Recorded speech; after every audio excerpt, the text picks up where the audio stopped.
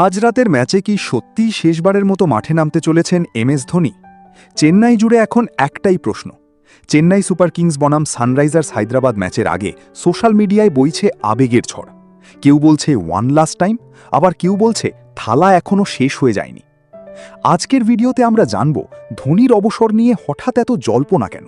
সত্যিই কি এটাই হতে চলেছে চেপকের মাটিতে মাহির শেষ ম্যাচ, নাকি আবারও সবাইকে চমকে দিয়ে পরের বছরও খেলবেন ধোনি?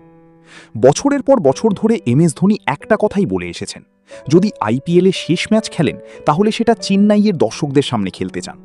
আর আজ যেহেতু এটা সিএসকের শেষ হোম ম্যাচ, তাই ফ্যানদের আবেগ এখন তুঙ্গে। গতকাল প্র্যাকটিসে ধোনিকে দেখা গেছে নেটে ব্যাটিং করতে, আর সেই ভিডিও ভাইরাল হওয়ার পর থেকেই জল্পনা আরও বেড়ে গেছে। যদিও এখনও পর্যন্ত সিএসকে ম্যানেজমেন্ট বা ধোনি নিজে কোনো অফিসিয়াল ঘোষণা করেননি। এদিকে রবিচন্দ্রন অশ্বিনের একটি রহস্যময় মন্তব্যও আগুনে ঘি ঢেলেছে।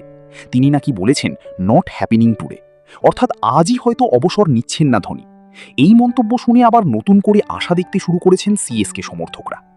কিন্তু অন্যদিকে সোশ্যাল মিডিয়ায় শুরু হয়ে গেছে ইমোশনাল পোস্টের বন্যা। থ্যাংক ইউ থালা, last dance, we are not ready, এই ধরনের পোস্টে ভরে গেছে ইন্টারনেট। আর যদি সত্যিই আজ শেষ ম্যাচ হয়, তাহলে এটা হবে আইপিএল ইতিহাসের সবচেয়ে ইমোশনাল মুহূর্তগুলোর একটি। কারণ শুধু একজন ক্রিকেটার নয়, এমএস ধোনি মানেই কোটি কোটি মানুষের ইমোশন। সিএসকে 5 বার চ্যাম্পিয়ন বানানো এই কিংবদন্তি ক্রিকেটার আইপিএলের ইতিহাসই বদলে দিয়েছেন।